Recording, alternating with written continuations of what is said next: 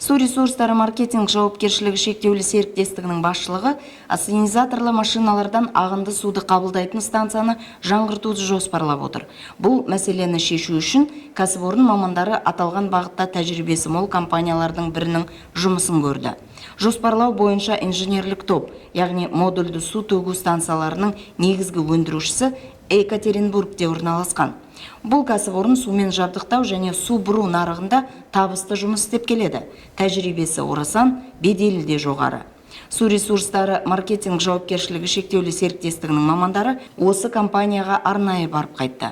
Делегацияны бас директордың орынбасары Султан Анарбек басқарды. Оның құрамында күрделі құрылыс бөлімінің басшысы Бұлан Тұрлыбеков, сынақ зертханасының басшысы Гүлжан Жауылбаева, кәріз желілері бойынша қызмет көрсету бөлімінің бастығы Құлажан Таукебай және басқарудың автоматты жүйелер бөлімінің басшысы Нұралы Бекбаев бар.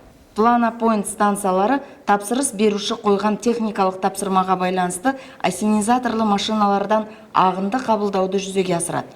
Қоқыстардан және ірі қалдықтардан механикалық тазарту жүргізіледі. Тапсырыс берушінің талабымен қоқысты тығыздап, сусыздандырады. Абоненттерді, яғни ассенизаторларды тіркейді.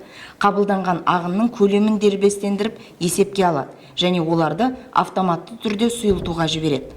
Қабылданған ағынның сапасын өлшейді. Мұның бәрі желілік режимде іске асады. Станцияны тазарту қондырғылары кешенінің технологиялық схемасына біріктіруге болады деген сөз. Қазіргі уақытта су ресурстары маркетинг жауапкершілігі шектеулі серіктестігінің басшылығы модульді құю станциясының техникалық тапсырмасын қарастырып жатыр.